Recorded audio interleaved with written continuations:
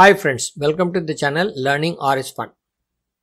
In our last video, we have done contingency tables, and using contingency tables, we have done a test, Fisher's exact test. Basically, contingency tables comprise, or you can say condense the information by collecting the frequencies of various categories. Chi-square distribution requires contingency tables, and it's an important test. We'll be seeing that in today's video. And you can see from the quote which is shown on the slide, the chi-square test is very important test. It is even compared with computer, laser, plastic and nuclear energy. And using chi-square test we can resolve problems such as the one which is shown on the slide, where a sample survey results in across continents regarding having a fulfillment in life with a childbirth was questioned, and there are three responses: undecided, decided, that is yes and no. And the stacked bar charts are given. The data is already available. 1000 respondents in each state. Now, can we say whether this spilling is across the continent? That is what we can find out using chi-square test. Whether these proportions are independent of each other, or they have got certain similarities or otherwise. The term chi is a Greek letter, but chi-square is used because the statistic chi-square is calculated by the sum of observed minus expected whole square by expected. Now, what is this observed and expected? Let's see the example here.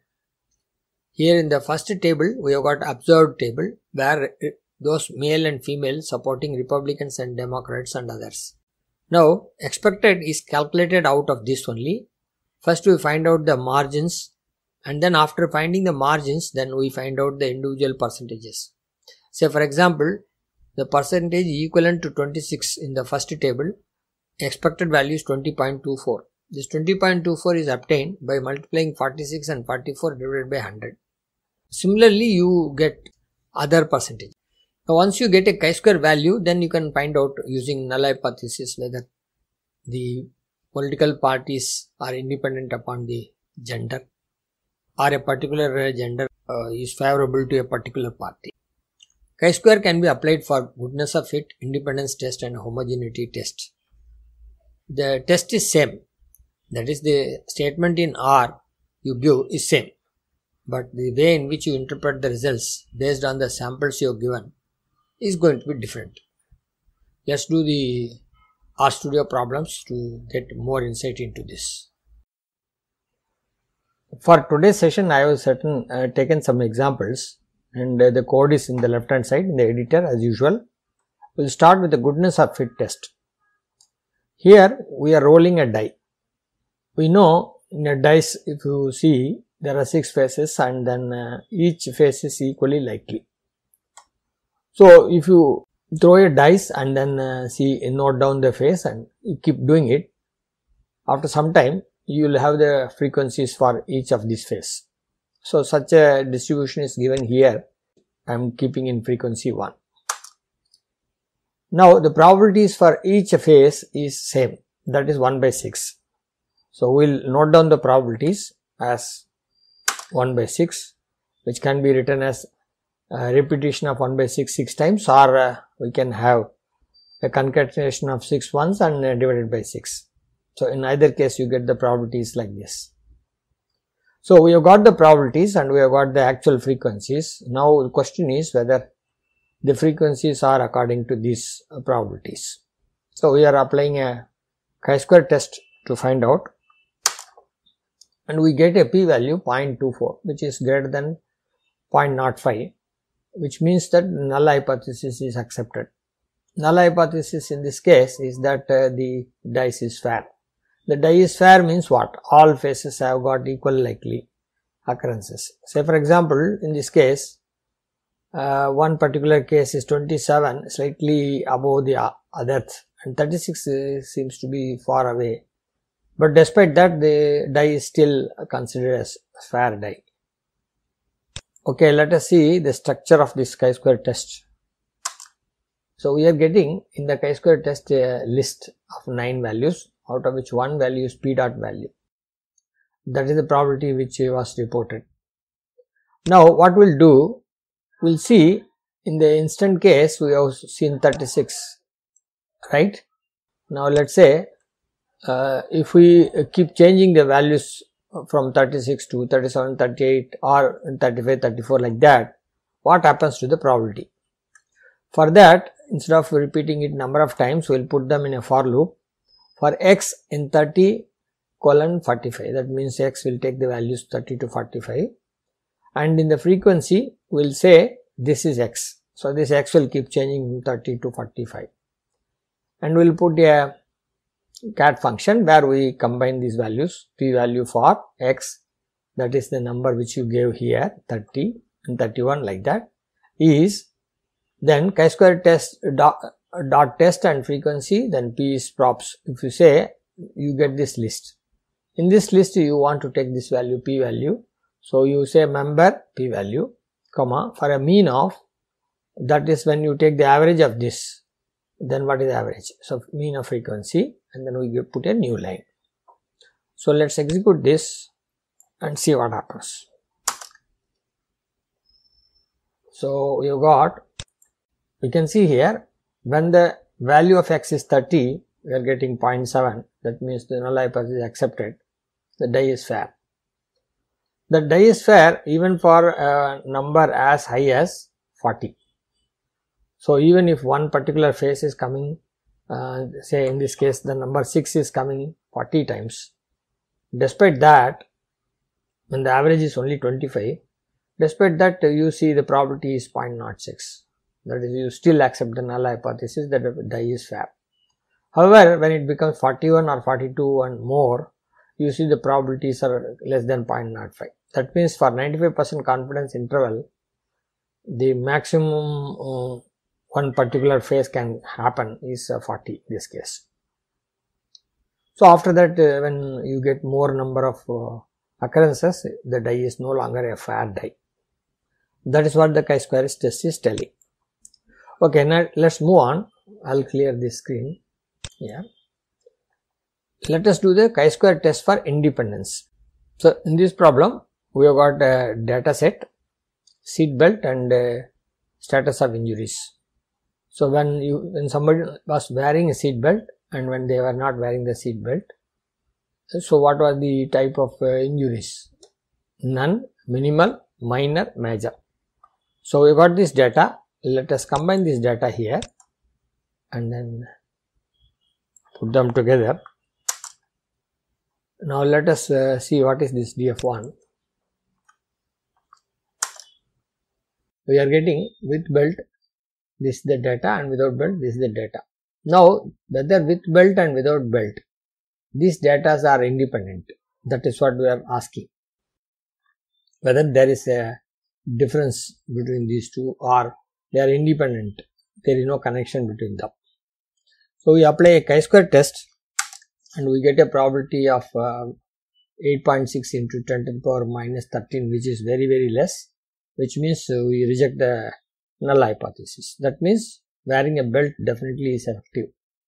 The same data which can be written this way also, like with belt we can take the data like this, and without belt we can take the data like this. From here, if you see 12, 813 and 647 and then next 359 and 42, I have put them together. So it is another way of putting up the data, and here I am writing DF2, making the data, and let me look at the data frame also after creating the row names. Let me take DF2. So here the same data has been written in this way. By transfers also we can get this, from this matrix we can get this matrix. Here when we do this chi-square test, we should get the same results. We are getting 59.224 and here degrees of freedom is 3. Degrees of freedom is the number of columns minus 1 into number of rows minus 1. Here 4 minus 1 is 3, 2 minus 1 is 1, so 3 into 1 is 3. So the degree of freedom is 3. The same thing here also, 2 minus 1 is 1, 4 minus 1 is 3, 3 into 1 is 1. So basically 3 into 1 is 3. So here also you will get the degrees of freedom, in the previous case also 3. So you get the degrees of freedom 3, here also degrees of freedom 3, and probability is same. So either way you find out from rows or still you get the same results. For independence of rows, let us do one more example. This is iris data set, and let's take the data set in DAT, and then we'll take the size, only those size which are less than the median sepal length. So from this data, that is DAT, let us take the sepal length which is less than the median of sepal length, and then if it is so, we will call them as small, and otherwise we will call them as big. So there will be a size column, and that column will contain this data. Now let us look at the table with the species and the size. So we have got a frequency contingency table here, big and small, because that is what we gave the names, and we got for 3 species, Setosa, versicolor and virginica. We got 3 sets of data. Now we can make a bar plot out of this, and we are seeing, so Setosa is here, versicolor is here, virginica is here, and in this case the Setosa is very small. For bigger size flowers, we are having a different set of results. So naturally we can see the chi-square test also will be giving a different result. Let us take the chi-square test from this table, and then we will store it in the test, and let's see what is test. Here we are getting a p-value 2.2 into 10 to the power minus 16, which means the null hypothesis is rejected. That means there is a significant relationship between the species and the size. So we are getting a different size and different bar plots. That itself is obvious. However, chi-square test is also giving the same results. Now we will do one more. In this case, we are going to do a chi-square test of homogeneity of proportions. Here we have got 4 different medicines: claritine D, then loratadine, and third pseudoephedrine, and fourth one as a placebo. That is 3 doses, different doses, different medicines, and the fourth one is a medicine substitute, just to give an impression that there is a medicine. And these have been given to administered to patients, and then we checked up whether they are having insomnia. That is asking whether this particular patient is having disturbance in sleep or otherwise. So we get the data, and before doing the work, let us take the hypothesis. The distribution for insomnia experience is the same for each treatment group, and it is not so is the alternate hypothesis.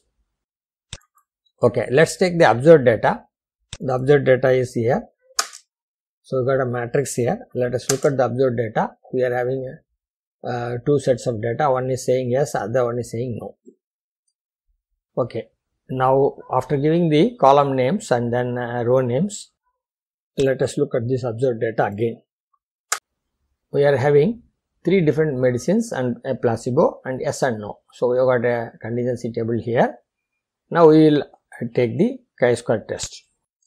Chi-square test will say for the observed data, and degrees of freedom is 3. We are getting a p-value which is very less, which indicates that there is definitely a difference in the effects of these medicines. We can do what is called the inverse of this data set, and then you can see, and we have seen that this have become now rows, and this yes and no has become column. In this case also you will see the chi-square test is giving the same results as we have seen 2.2 10 to the power minus 16. Here also we got 2 to the power, same p-value. Okay, but basically we are seeing that R is simply calculating the results behind the screen, and we are getting the results straight away once you apply chi-square test. But what exactly goes behind is observed minus expected whole square by observed, and that summation is taking place. That is what we will see here in this elaborate coding, which is absolutely not required for any work basically, but to get an understanding I have written this. Here we will say prop.table observed and 2. 2 is the margin, and that is column margin. Here we are getting, when you add this, you get 100, you get 100 here, you get 100 here, here we get 100. That means basically we are getting a proportions of yes and no for each medicines. From the observed only, we have got this in this form instead of the actual values. Okay, there are 1000 patients, or you can say 859 plus 164 is the total, and what is the percentage of yes, that is what we have found out here. Okay. Now we can have a bar plot of this also, and the bar plot is given like this, yes and no for each case. Now we can find out x, add margins observed. That means we are just getting the x values which are just addition of the margins. 164 plus 859, we get the total here. Here also we get the total. Now probability for yes, the whole s, when you add and then find out what is the probability, that is 30136. In that 318, what is the percentage? That is your PS. So we got a PS of 0.10. Similarly, we can get a P no, which is nothing but 2718 divided by 3036 into 100. Or in other words, we can subtract 0.10 from 1, you get this. Now individual cell frequencies we can get by multiplying this 1023, that is this sum, into P, probability of yes and no. Okay, it is as good as multiplying this and this divided by this. So you get individually values of Claudin D. Similarly we get for other 3. Now we can see expected. Expected is a what is called column binding, and you get the expected data in a data frame like, and now row names also will give yes and no, and we'll see what is expected. So we have got this data in the form of a table here. This is a contingent table, and the actual data is also available in the form of a contingent table, which is here. This is actual data, these 2 rows, and the expected values are here. So when you are getting this actual values observed minus expected whole square divided by expected, and then you see the sum, and that is going to give you your chi-square value. Observed minus expected whole square by expected. Okay, and now chi-square we can ask, it is 154.2241. We know the degrees of freedom is 3, so that is R is 2, column is 4, and degrees of freedom is R minus 1 into C minus 1, which is 3. Now for this degrees of freedom, for this chi-square, what is the probability? We will ask, and that probability is 1, therefore 1 minus this probability is the probability we want, that is 0. This 0 is what is given in the chi-square test, which is nothing but 2.2 into 10 to the power minus 16, which is very close to 0. So we are getting a p value which is very less. That same p value we got here by calculations. This is what has happened behind the screen, but however R is not showing all the details. It is straight away giving you the results. In this case, homogeneity is what we are trying to find out, and we find the homogeneity of proportions is not true, because we are finding a null hypothesis getting rejected. Therefore, the distribution for insomnia experience is not the same for each treatment group, is what we take as the result. So in this video, we have seen chi-square, which is very important test, and it can be used in variety of situations. In the next video, we will see an important feature of R, that is R markdown. Basically, R markdown helps you to combine the code as well as the output and publish documents. Thanks for watching, and see you in the next video.